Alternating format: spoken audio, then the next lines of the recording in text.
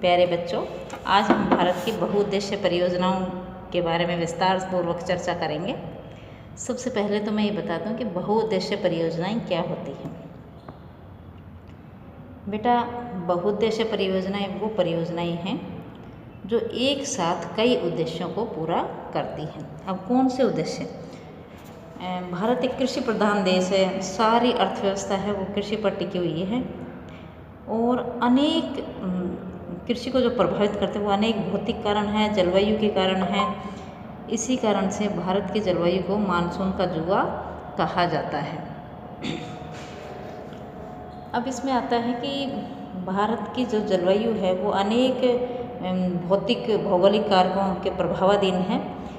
अब कई बार क्या होता है, अकाल की समस्या आ जाती है, कई बार सूखे की समस्या आ जाती है। तो इन सब से निपटने के लिए हमें नदी घाटी परियोजनाओं का सहायता लेना पड़ती है कि यदि एक ही नदी जो कई बार सूखा पड़ता है, कई बार वो बाढ़ की चपेट में आती है, यदि वहाँ पर बांध बनाकर उस पानी को रिजर्व कर लिया जाए, जब अति हो जाए, अतिवृष्टि होती है और पानी की मात्रा अधिकता होती है, उस समय उस पानी को रोक लिया जाए और बांध बनाकर बिजली प्राप्त की जाए, मत्स्य पालन, नौकायन, पर्यटन, अनेक चीज़ें, विद्युत का उत्पादन या बिजली का उत्पादन किया जाए, बाढ़ पर नियंत्रण रखा जाए, रोगों की रोकथाम की जाए, जल परिवहन का विकास किया जाए और क्षेत्रीय आर्थिक प्रगति में सहयोग मिले।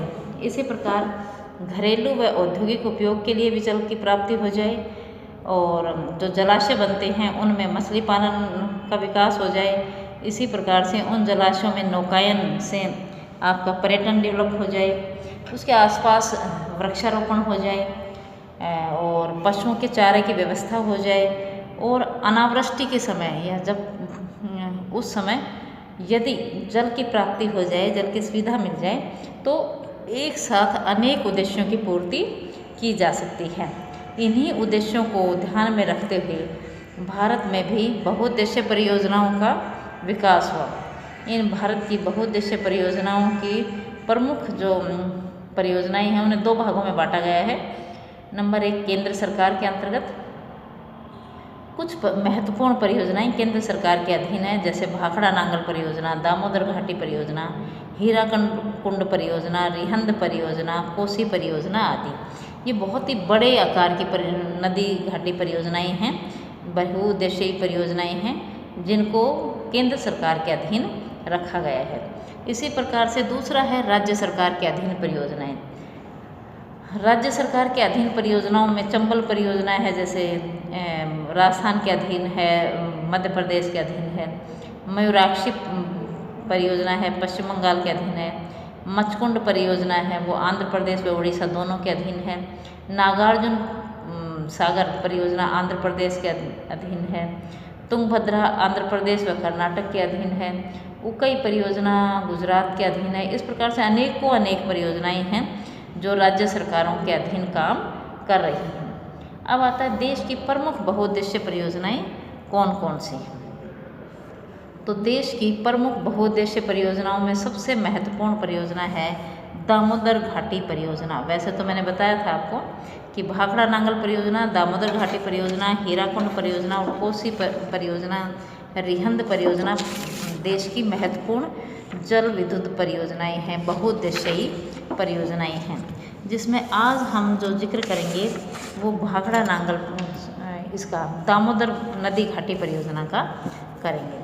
अब ये दामोदर नदी घाटी परियोजना क्या है? सबसे पहले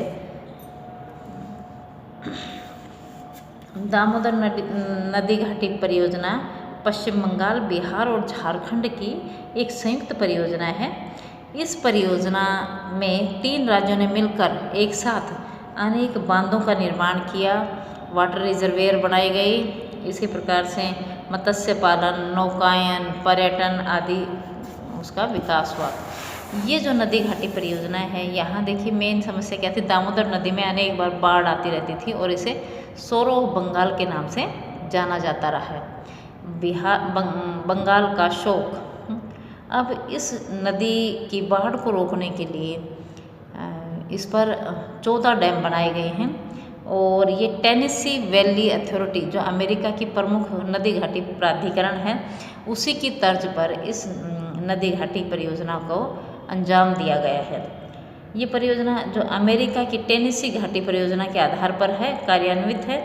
और इसके लिए जैसे वहाँ पर TVA बनाया गया है, टेनेसी वैली अथॉरिटी, उसी की तर्ज पर भारत में DVC दामोदर घाटी निगम या दामोदर वैली कॉरपोरेशन इसका क्रियान्वयन कर रहा है इस परियोजना का। और ये 1948 में स्थापित किया गया था। दामोदर नदी है वो छोटी छोटी पहाड़ियों से निकलती है, छोटा नागपुर की अनेक छोटी छोटी पहाड़ियों से निकलती है और पूर्व की ओर बिहार तथा झारखंड में 290 किलोमीटर तथा पश्चिम बंगाल में 240 किलोमीटर बहकर हुगली नदी में गिर जाती है। इसकी अनेक सहायक नदियां हैं जैसे बाराकर, बोकारो व कोनार। इसकी कुछ प्रमुख सहायक नदियां हैं।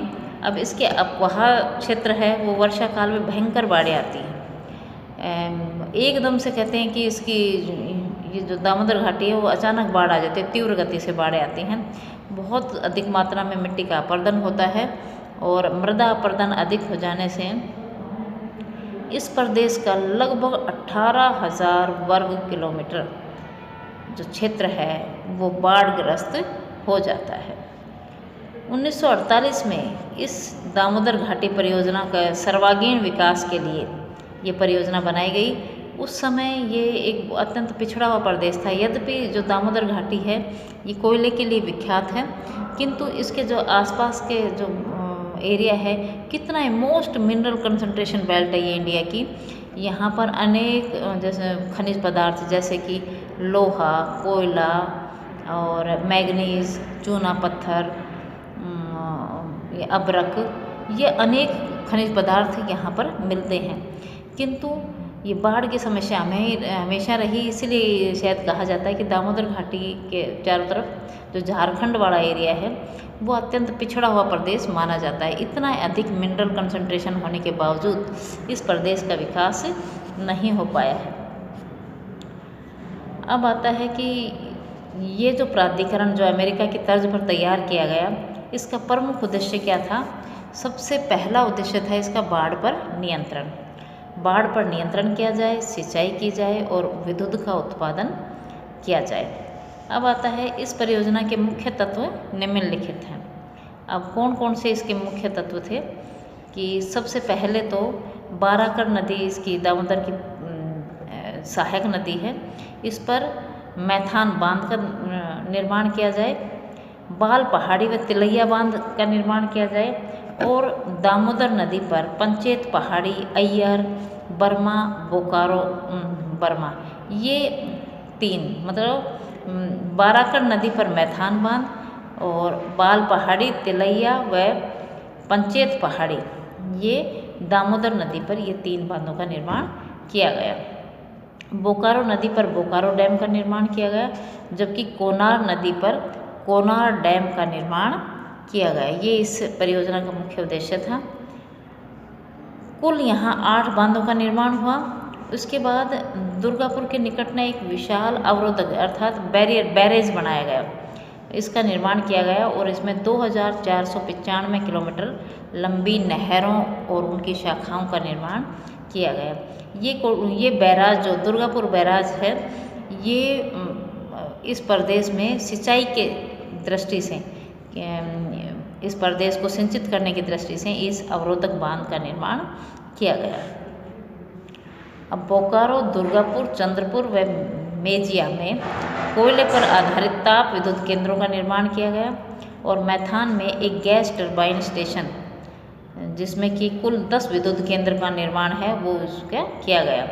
इसकी अंतिम जो क्षमता है वो 1077 मेगावाट विद्युत उत्पादन की है और इसी प्रकार से इस परियोजना में विद्युत संप्रेषण लाइनें बिछाने का भी काम किया गया, जिसमें इस परियोजना के अंतर्गत 1287 किलोमीटर लंबी विद्युत संप्रेषण लाइनें बिछाने का कार्य भी किया गया।